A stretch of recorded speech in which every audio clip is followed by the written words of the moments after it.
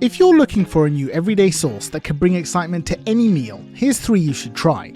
These tahini based sauces have spicy, tangy and herby flavours that take the concept of a tahini sauce to the next level.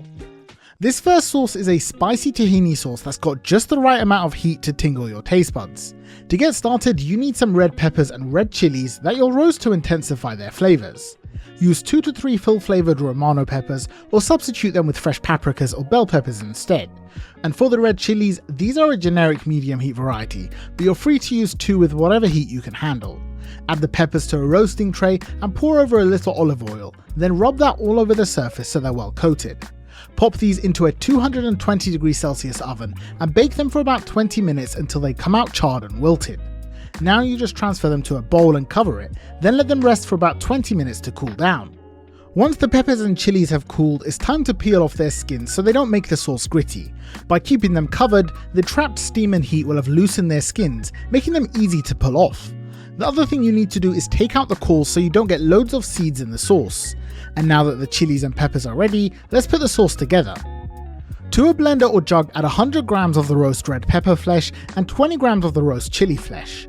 You also want some fresh chili flavour, so roughly slice 1 more red chili into chunks and add that as well.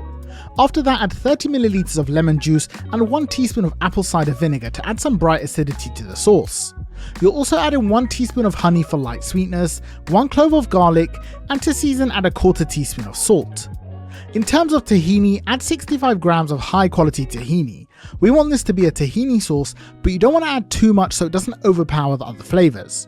Now I usually use yogurt in tahini sauce, but instead of that we'll add 50 grams of mayo, and that will give the sauce a silkier and saucier texture. All that's left is to blend on high for about 1 minute until it's all well combined. The end result should be a lusciously creamy and spicy tahini sauce with a bright orange colour. It should have a smooth texture that clings and coats things, making it perfect to use as a sauce or as a dip. The flavour is going to be deep and perfectly balanced with just a hint of sweetness and a moderate kick of heat. It's perfect for bottling up and keeping in the fridge for 5 to 7 days. One way I like to use this is by layering it in a grilled cheese sandwich. The combination of stretchy melted cheese and this lightly spicy tahini sauce is beyond spectacular.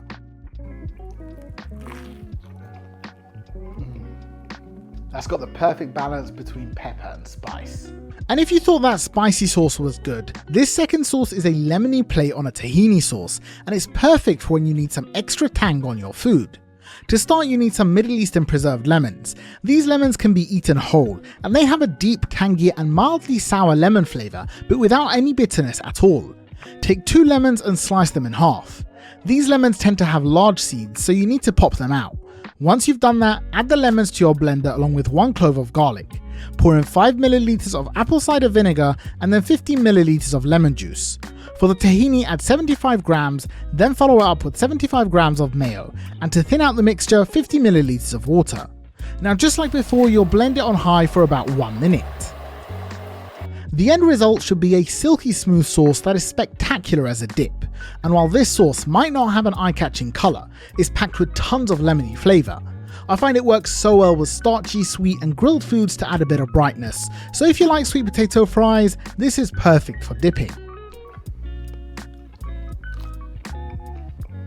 That might just be the best lemony condiment you'll ever try. And now for the best sauce of the bunch. It's packed with bright and herby flavours that can bring any flat and boring dish to life.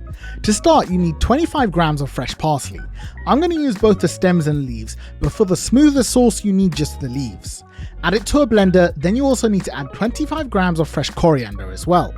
Grab a medium heat green chilli and roughly chop it, then add that as well as 1 clove of garlic. Season with half a teaspoon of salt, then 1 teaspoon of apple cider vinegar and 75 ml of lemon juice for acidity. Squeeze in 1 teaspoon of honey to balance it out, then add 65 grams of tahini and 50 grams of mayo. You know the drill, it's time to blend it on high for about 1 minute until all those herbs have broken down. What comes out of the blender is a bright green herby sauce that adds tons of fresh and tangy flavours to anything it's served with. It's kind of like a blend between a chimichurri and a tahini sauce, giving you all the brightness but with the nuttiness and creaminess of tahini. I think it's perfect for serving over grilled kebabs, and it really breaks through even the fattiest of flavours. Oh yeah, that's good and zesty.